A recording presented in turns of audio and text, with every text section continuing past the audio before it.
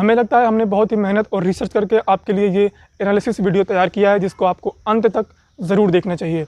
ये वीडियो उन एप्लीकेशंस के ऊपर है जिन्हें रिसेंटली इंडिया में बैन कर दिया गया है। हम इस वीडियो में आपके वो सारे डाउट्स क्लियर करेंगे कि इंडिया से ये एप्लीकेशंस कितना रेवेन्यू जनरेट करते थे। इसके अलावा चाइना को इन ऐप्स के बैन होने के बाद कितना नुकसान होगा, कुछ चौंकाने वाले खुलासे भी करेंगे आपके सामने। बहुत ज़्यादा वक्त नहीं लेंगे, आपका बोर नहीं करेंगे, सिर्फ उतना ही बताएंगे जितना ज़रूरी है और जितना आपको समझ में आ जाए। चलिए इस वीडियो की शुरुआत करते हैं। कुल 59 एप्लीकेशंस हैं। हमें नहीं लगता इन सब के बारे में बात करना ज़रूरी है और संभव है। हम इनमें से कुछ ऐप्स को पिक करेंगे जो कि सबसे ज़्यादा मात्रा में भारत से रेवेन्यू जनरेट करते थे और सबसे फेमस भी थे। इनमें हमने पिक किया है उन एप्लीकेशंस को जो कि बहुत ही फेमस थे। यहाँ सॉरी है आप लोगों से, क्योंकि मैं अपना सर अगर बार बार नीचे करूँगा तो उसके लिए, क्योंकि मैंने काफ़ी सारी तैयारियाँ कर रखी हैं इस वीडियो के लिए, तो उन चीज़ों को देखने के लिए मैं अपना सर नीचे कर सकता हूँ, तो इसके लिए सॉरी। आइए देखते हैं वो कौन से एप्लीकेशन हैं जिनको मैंने पिक किया है। यहाँ पे मैंने यूसी ब्राउज़र और यूसी न्यूज़ को पिक किया है, साथ ही साथ टिकटॉक और हेलो को पिक किया है, मैंने शेयरिट को पिक किया है, क्लब फैक्ट्री को पिक किया है और मैंने वीमेट जैसे एप्लीकेशन को पिक किया है। इन सब एप्लीकेशंस के बारे में हम सारा स्टैटिस्टिक्स आपको समझाएंगे। हम ये भी समझाएंगे कि इंडिया में इनका एंटिटी कौन है, भारत के मार्केट में इनका कितना शेयर है, कितना परसेंट शेयर है, कितना रेवेन्यू ये जनरेट करते हैं, कितना पैसा लगा के इन्होंने अपने एप्लीकेशन को भारत में बूस्ट किया है। वो सारी चीज़ें बहुत ही डिटेल्स आपको समझाएंगे और लास्ट में हम आपको ये कंपैरिजन भी दिखाएंगे कि वास्तव में इस डिजिटल स्ट्राइक का चाइना की इकोनॉमी पे कितना फ़र्क पड़ा है, कितना असर हुआ है। तो चलिए सबसे पहले हम बात कर लेते हैं यूसी ब्राउज़र और यूसी न्यूज़ की। मैंने इन दोनों को मर्ज इसलिए कर दिया क्योंकि ये दोनों एक ही सोर्स के द्वारा रन किए जाते थे। अलीबाबा ग्रुप के ये दोनों एप्लीकेशंस थे जिन्हें यूसी वेब के द्वारा रन किया जाता था। ये एप्लीकेशंस ब्राउजिंग के मार्केट में सेकंड मोस्ट यूज्ड एप्लीकेशन था यूसी ब्राउज़र।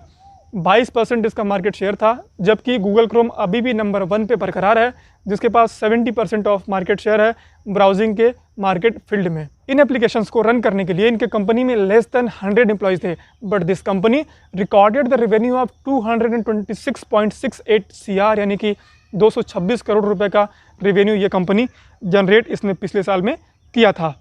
ये साल था 2018 और 19 का। ये जो रेवेन्यू हमने आपको बताया इस कंपनी का, वो एक्सेप्ट ऑफ ऐड यानी एड्स के रेवेन्यू को छोड़कर है। अगर उन्हें भी हम मिला दें तो ये आंकड़ा और भी बड़ा हो जाएगा, कहीं ना कहीं 300 करोड़ तक पहुंच सकता है।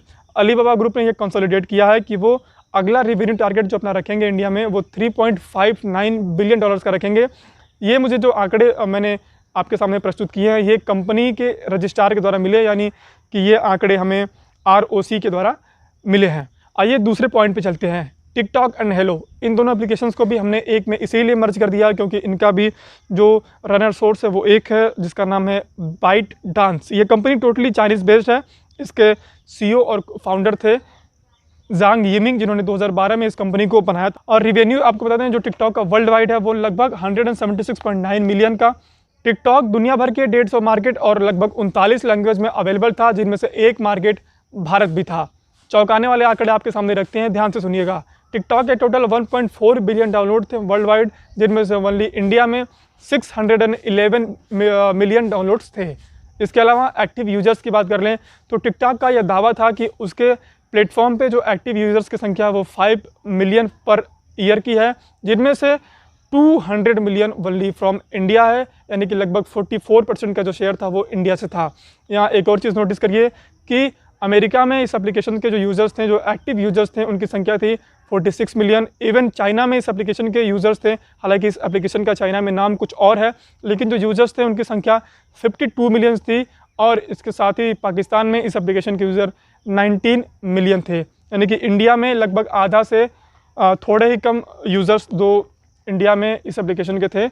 यहाँ एक और चीज़ समझ लीजिए कि इंडिया में जो टिकटॉक रेवेन्यू जनरेट करता था वो लगभग 75 करोड़ रुपए तक का था, यानी कि नियर अबाउट $924 का ये रेवेन्यू इंडिया से जनरेट करता था। हालांकि इस आंकड़े की अगर बात करें तो ये अमेरिका में जाके बहुत ही बढ़ जाता है, जबकि डाउनलोड्स और एक्टिव यूजर्स की संख्या इंडिया से बहुत कम है। यानी भारत एक बड़ा मार्केट हो सकता था टिकटॉक के लिए, लेकिन अभी उतना रेवेन्यू इंडिया से टिकटॉक जनरेट नहीं कर पाता था। उसका अगले साल का जो आंकड़ा था, एक उन्होंने एम अपना सेट करके रखा था कि हम 100 करोड़ इंडिया से कमाएंगे, लेकिन उससे पहले उन्हें भारत से रफू चक्कर कर दिया गया। अगर आपको टिकटॉक पे एक ब्रॉड वीडियो चाहिए, पूरा एनालाइज करके दूंगा वर्ल्ड वाइड जो इसका मार्केट है, कैसे रन करता है, कहाँ इसकी ओरिजिनिटी है और सारी चीज़ें, बहुत चौंका देने वाले खुलासे भी आपके सामने मैं करूँगा। तो अगर आपको वो वीडियो चाहिए तो नीचे कमेंट में आप लिख के जरूर बताएं। तो अब तक 2 टॉपिक में हमने 4 एप्लीकेशंस को कवर किया। आइए तीसरे टॉपिक में हम 5वें एप्लीकेशन की बात करते हैं, जिसका नाम है क्लब फैक्ट्री। इसके फाउंडर एंड CEO जो हैं विंसेंट लो नाम है इनका। एनुअल अर्निंग इसकी वर्ल्ड वाइड $300 मिलियन की है। ये इंडिया 3rd ई-कॉमर्स कंपनी अपने आप को कहती है। ऑन बोर्ड इनके 30,000 सेलर्स हैं ऑन इट्स प्लेटफॉर्म। इसका इंडियन एंटिटी जो है उसका नाम ग्लोबमैक्स कॉमर्स इंडिया प्राइवेट लिमिटेड, और ये 99.99% ऑन्ड बाई हांगकांग की कंपनी के द्वारा ये चलाया जाता है, पूरा रन और जनरेट किया जाता है। इसकी क्लाउड रिवेन्यू जो है क्लब फैक्ट्री की वो लगभग 172.14 करोड़ रुपए की है इन 18 एंड 19 के ईयर में। It has around 90 active employees on its roll, जबकि 1200 कुल इनके कंपनी में वर्कर्स काम करते हैं, लेकिन 19 एक्टिव एम्प्लॉय के साथ ही ये कंपनी इतना बड़ा व्यापार कर सकती है। इस लिस्ट में अगला नाम है शेयरिट का। शेयरिट भी बहुत ही फेमस एप्लीकेशन था। हालांकि आपको बता दें शेयरिट बहुत लेट अपने प्लेटफॉर्म को मोनेटाइज करवा पाया था, इसलिए ये बहुत ज़्यादा रेवेन्यू भारत से जनरेट नहीं करता था। ये one of the most popular file sharing tool था वर्ल्ड वाइड, ये कंपनी थी, और 400 मिलियन एक्टिव यूजर्स थे इसके सिर्फ इन इंडिया, एंड 1.8 बिलियन जो इसके एक्टिव यूजर्स थे वो वर्ल्ड वाइड थे। कंपनी अपने प्लेटफॉर्म को मोनेटाइज कराने में जल्दी से सक्षम नहीं हो पाई, बहुत लेट इसने अपने प्लेटफॉर्म को मोनेटाइज करवाया, और शेयरिट भारत से वनली 14.73 करोड़ रुपए की कमाई किया करती थी ड्यूरिंग 18 एंड 19 का ये आंकड़ा, यानी 19 और 20 में ये आंकड़ा कहीं ना कहीं 20 CR को पार कर सकता था। ये कंपनी 99.99% हांगकांग की कंपनी पे बेस्ड थी, यानी टोटली चाइना के द्वारा इस कंपनी को चलाया जाता था। आइए इस लिस्ट में जो आखिरी नाम है वीमेट का, उसकी बात कर लेते हैं। करेंटली 50 मिलियन एक्टिव यूज़र्स हैं इस एप्लीकेशन के इंडिया में। 31 मई 2019 को अलीबाबा ग्रुप ने लगभग $100 मिलियन, जिसे अगर INR में कन्वर्ट करें तो ये 750 करोड़ रुपए बैठता है, इसका इन्वेस्टमेंट इस एप्लीकेशन में इंडिया में किया था अलीबाबा ग्रुप ने। वो इस प्लेटफॉर्म को एक ब्रॉड वीडियो शेयरिंग टूल बनाना चाहते थे, और उनका एम बहुत ही ज़्यादा रेवेन्यू जनरेट करने से इस एप्लीकेशन के द्वारा था। अलीबाबा ग्रुप ने इंडियन डिजिटल मार्केट में एक बहुत ही बड़ा स्थान कवर करके रखा हुआ है। आइए आपको बताते हैं कि और भी कौन से एप्लीकेशंस हैं जिसके अंदर अलीबाबा ग्रुप का मोटा इन्वेस्टमेंट है। इनमें सबसे पहला नाम आता है पेटीएम का, जिसमें चाइना का भी इन्वेस्टमेंट है। साथ ही साथ जोमेटो, बिग बास्केट और स्नैपडील जैसे एप्लीकेशंस हैं जिसमें अलीबाबा ग्रुप ने मोटा पैसा लगाया हुआ है।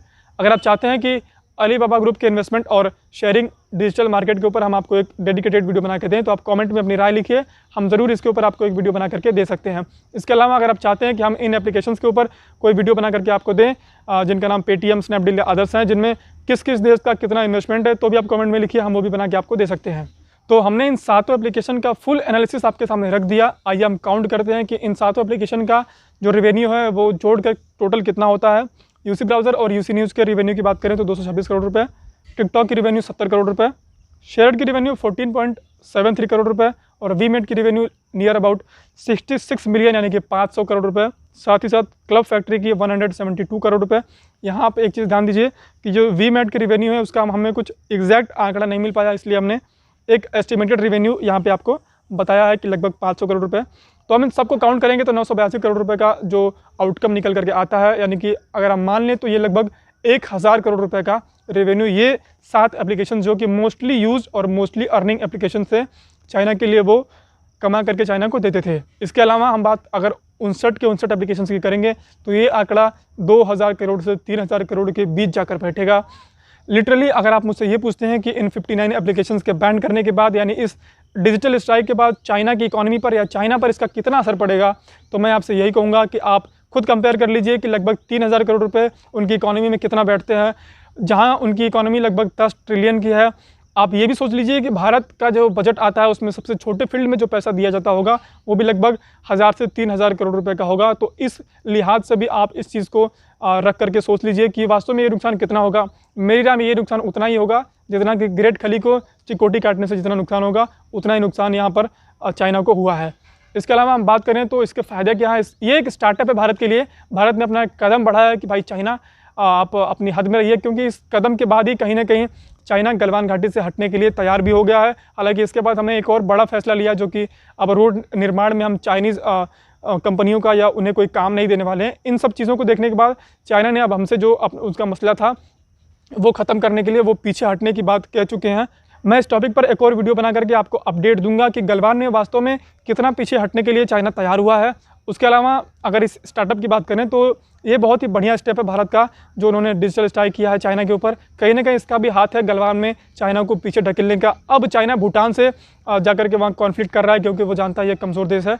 तो ये जो स्टार्टअप है इसका भारत ने बहुत ही बढ़िया इम्पैक्ट सेट किया है, एक स्ट्रेटेजी सेट की है भारत ने, जिसके थ्रू भारत अब चाइना पर एक बहुत ही बड़ा दबाव बना पाएगा। अब ये जो 200 मिलियन टिकटॉक के एक्टिव यूजर्स इंडिया में थे, लगभग 20 करोड़ लोग, ये अब इसके बैन होने के बाद किसी सकारात्मक फील्ड में अपना दिमाग लगाएंगे और कुछ पॉजिटिव रिजल्ट हमें और आपको देंगे, क्योंकि यहाँ पर सिर्फ ये बर्बाद हो रहे थे, ये एक बर्बादी का अड्डा बन गया था। तो इस लिहाज से ये बहुत ही बड़ा फ़ायदा भी है इंडिया को, लेकिन चाइना की इकोनॉमी पर इसका बहुत बुरा कोई असर नहीं पड़ेगा। ये आप मत सोचिए कि चाइना पे हमने एक बहुत बड़ा स्ट्राइक कर दिया, लेकिन हाँ, यहाँ पर एक स्टार्टअप और शुरुआत हमें ज़रूर मिल गया है। हमने एक अच्छा कदम, एक सराहनीय कदम ज़रूर उठाया है। चलिए मिलते हैं आपसे ऐसे किसी नेक्स्ट हेल्पफुल और इन्फॉर्मेटिव वीडियो के साथ। बाकी आपको वीडियो अगर अच्छा लगा हो तो आप हमारे चैनल को सब्सक्राइब अवश्य कर दीजिए। चलिए मिलते हैं ऐसे किसी नेक्स्ट हेल्पफुल और नॉलेजेबल वीडियो के साथ। तब तक के लिए जय हिंद।